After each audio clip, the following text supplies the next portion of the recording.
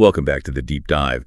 Today, we are stepping into a different kind of ring. We're exploring the mind, the philosophy, really, of one of the most iconic figures ever, Muhammad Ali, the greatest. We've gathered quite a bit of material focusing a lot on what Ali himself said, his own words, anecdotes, trying to piece together what made him tick. Exactly. And the goal today, I think, is to get past just the boxing highlights, the famous wins. We want to dig into the actual mental framework, his approach to training, that incredible showmanship, and importantly, the political courage that shaped who he was. It's about finding that deep belief system that made him more than just a champion, but, well, someone who genuinely changed things. Yeah, and what struck me is how relevant some of his ideas feel, even outside of sport. We're looking at a level of commitment to a goal that was, well, it wasn't just physical, it was mental, almost spiritual, and he just didn't compromise on it.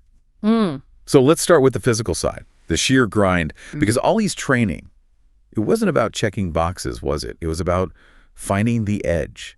There are these stories about his dedication, even when things were tough, like if he didn't have no car, his words to get to the gym. He didn't just skip it. No, he ran. He'd run the whole way, apparently across the causeway. Just incredible drive. And that drive, that willingness to do more than needed, it really sets up his whole philosophy on effort. Which leads us to that really famous quote from back in the 70s. Someone asked him about his sit-ups, how many he did. Right, and he didn't give a number. He just said, I don't count my sit-ups. I only start counting when it starts hurting. Exactly. And that one line, it just completely reframes what work even means, doesn't it? For Ali, anything before the pain, that wasn't really building anything. That was just preparation. He genuinely believed that pain was like the signal that achievement was happening. He said that's when it really counts. And that's what makes you a champion. Yeah. So if you think about it in modern terms, like deliberate practice or, the growth mindset, Ali got it intuitively. He understood that hitting resistance, feeling that burn, that was the necessary feedback for getting better. He actively sought it out because that's where the real gains were. It makes you look at any challenge differently, really. If you stop right when it gets hard. You haven't even started the part that matters for growth. You've just warmed up. Right. And you can see how that internal toughness, that mastery over pain he built in the gym, fed straight into his public persona. The predictor, the showman, the master of psychological games. He learned to take the hit. Physically and mentally. Oh, absolutely. He didn't just show up to fight. He wrote the script beforehand. Yeah. Always coming out with these huge statements like, I'm the greatest fighter that ever stepped foot in the ring. Just pure conviction. Well, and that kind of talk, obviously, it drew a lot of criticism. People definitely called him the damnedest showman that ever lived.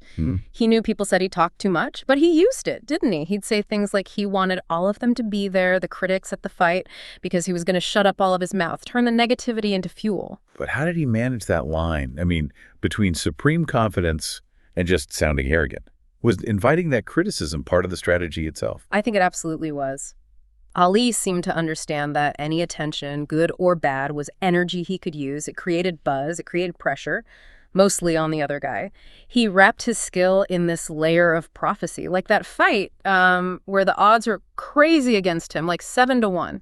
And he comes out saying it's going to be the biggest upset in the century of all boxing. He wasn't just marketing the fight. He was trying to plant doubt directly in his opponent's head. It was psychological warfare. And in the poetry, of course. I'm going to float like a butterfly and sting like a bee. George can't hit what his eyes can't see. It became this aura of untouchability. But what's really revealing is that story about how deep that self-belief went, even when things got tough during a fight. Ali talked about hitting George Foreman, basically dominating for 5, maybe 6 rounds, thinking, this is going pretty well. And then Foreman whispers something to him. Oh, man, yeah. That moment. Foreman's taking a pounding, leans in and just says, that all you got, George? Right. I mean, talk about a psychological blow that's designed to break you, to make you doubt everything. Most fighters might get angry or suddenly question themselves, but Ali, his internal reaction was something else entirely. What did he think? He said his immediate thought was, now talk about who's going to stop me, because ain't nobody going to stop me. I must be the greatest. Yeah. Isn't that incredible? The taunt didn't shatter his confidence. It actually confirmed it in his own mind. He flipped it instantly. It wasn't a challenge to his ability. It was proof of his destiny. And that story, I think, is a perfect transition. Because Ali seemed to grasp that the ultimate fight wasn't just against another boxer. It was against anyone trying to define him from the outside. And that commitment to his own identity, well, that led to his biggest battles outside the ring. Right. This takes us into his stand on principle, where the stakes were, frankly, much higher than any championship belt. Like when he changed his name and people kept calling him Cassius Clay, he was adamant. Clay is not my name no more. He insisted people stop using what he called a white man's name. And it wasn't just a request. He was forceful about it. The accounts say he would sometimes physically confront people who refused to use his chosen name. So for him, this wasn't just a name change. It was a fundamental declaration of self, and it was non-negotiable. And that same core conviction drove his political stand. Muhammad Ali refused to be inducted into the United States Armed Forces during the Vietnam War.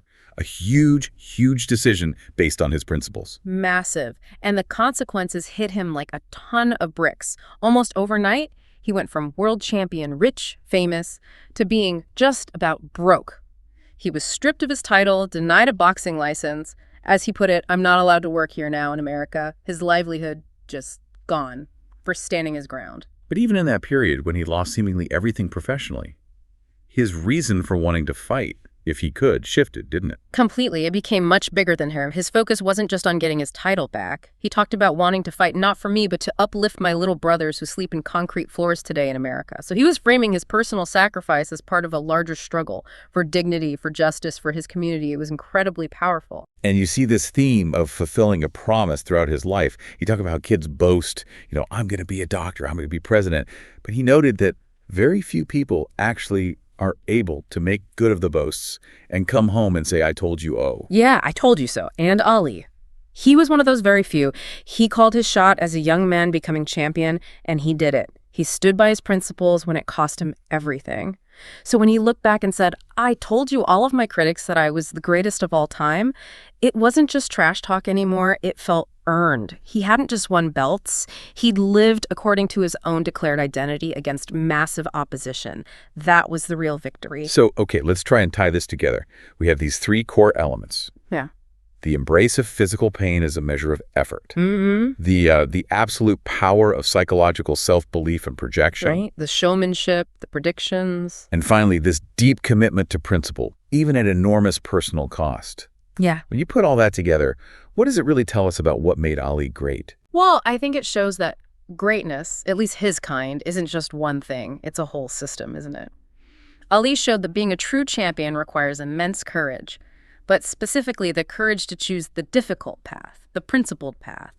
He put everything on the line, his career, his money, his reputation for what he believed in. He demonstrated that maybe real courage is about being willing to risk everything you've built to stay true to your deepest convictions, accomplishing something beyond just winning. That's a powerful way to think about it. A blueprint, maybe, not just for athletes, but for anyone. And it leaves us, and you listening, with a pretty pointed question, I think. If Ali taught us that defining and defending your identity is the ultimate fight, what comfort zone, what accepted label, or maybe what external expectation in your own life might you need to challenge or even sacrifice to live at what you truly believe? Something to think about. Definitely. That's our deep dive for this time. We'll catch you on the next one.